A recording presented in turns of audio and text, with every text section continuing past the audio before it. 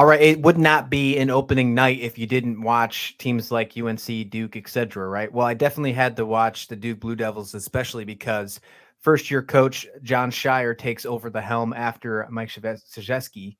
Wow, look at me messing that up. I can't believe I just did that. Well, you can't. He's retired now. It doesn't matter how you pronounce his name. That's true. After Coach K is no longer there after 42 years with Duke. So I had to pay attention to this one. They took on Jacksonville. They won the game 71-44. And initially, first thing that I have to say is that those freshmen looked fantastic, and they didn't even have the top 2 freshmen for their recruiting class. Jeremy Roach looked really good as well, too. I think he's going to do a fantastic job facilitating and being the leader on that team. The fact that he is the sole captain shows a lot for me. I think we don't see that a lot, especially with Duke basketball, but he looked really good. But the biggest thing that I was most excited about was the play of Mark Mitchell. I think that Mark Mitchell was absolutely just incredible. And I think he showed it. We saw some pretty good play from him. He had 29 minutes, and I think he looked really good. I know that he is probably going to be overshadowed when the other 2 big-time freshmen, Whitehead and Lively, come back. But Mark Mitchell is really one of those guys that I think is going to just be a game changer for Duke. And if he can continue to do what he's doing, this team, who people have a lot of questions about, not only because of Shire being a first-year coach, but because they always do this complete reload of freshmen in the last few years, can they get deep? Can they return to another Final Four? Would not surprise me in the slightest if they play like they did against Jacksonville, who is a pretty good team, might I add. I think, again, I said this on one of our other recaps this week. The Atlantic Sun, the A-Sun, is going to be a very good conference. I think that they are going to, whoever is the champion of that conference, watch out in March. I mean, they could be upset city already. So I think we've already seen some good play from the A-Sun.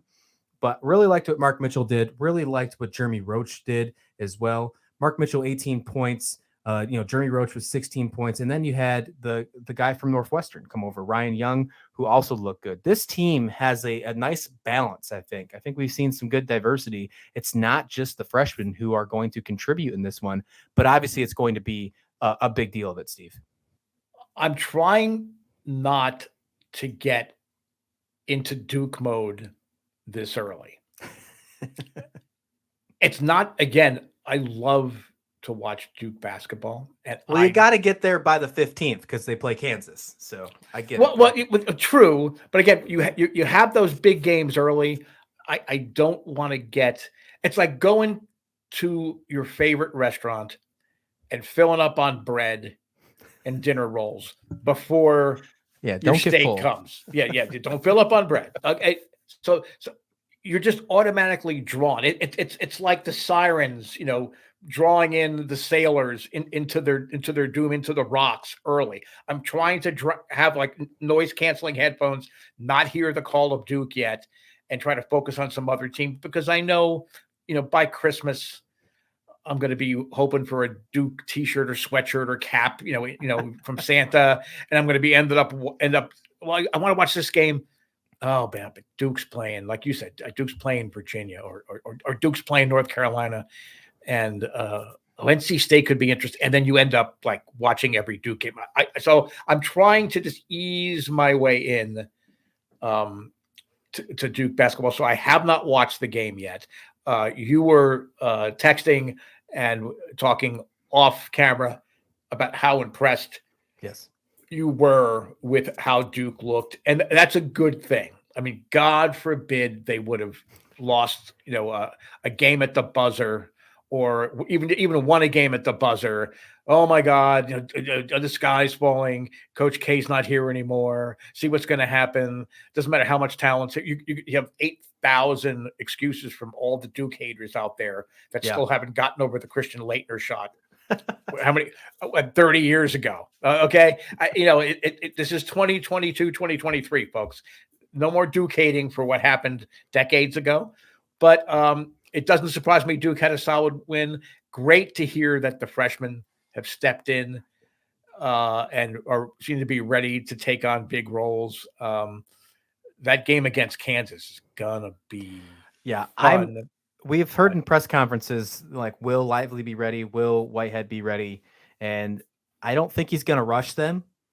but I hope they are ready for next week. To at least one of them, I would love to see that, because I mean, Duke versus Kansas is going to be a great game. I'm still curious to see how Shire acts when he has his first loss. It could easily be that Kansas game, because he will face some criticism depending on how he loses, obviously. But it's bound to happen. It's going to happen eventually. But just like any of the first-time coaches of a big major, Power 5 school, we're going to see it with Neptune at Villanova as well whenever that happens. But I'm interested to see how he's going to handle that loss, how he will face the criticism that he will face, inevitably. He's a good speaker. We've seen that improve over the offseason. He started pretty nervous at first. It has definitely increased over time. So I'm looking forward to that one. And we're going to see that next week on Tuesday. We're going to see a really big matchup between Duke and Kansas in the State Farm Champions Classic. But in between that, they do play on Friday against SC Upstate. Should be another warm-up match in my mind. Yeah. And if I were Shire, I would just address it right off the bat and say, look, I know you already have this story written. You wrote it in May about how things are changing and falling apart for Duke, after my first loss, and how it's all my fault. So let's publish that story now that it's November, so that we can move on and actually write about my basketball team going forward. So if I were him, I would just be that direct and that blunt. And he has that kind of media presence that he could pull it off without coming off sounding smarmy or sounding, bitter. You just face it and say, look, you guys knew that you've been practicing in front of the mirror talking about this, so, okay, here you go. Here's your chance. Let's get it out now. Then let's go back and focusing on Duke basketball. Well, I'm eating the bread, Steve, and I'm going to be paying attention to this Duke basketball team against SC Upstate and getting all prepped up to watch this Kansas game. I think this is going to be a fun team to watch all year. Do I think they can beat North Carolina and top the ACC? That question is still unanswered in my mind, but it's a lot closer than I thought it was after seeing what these freshmen are capable of.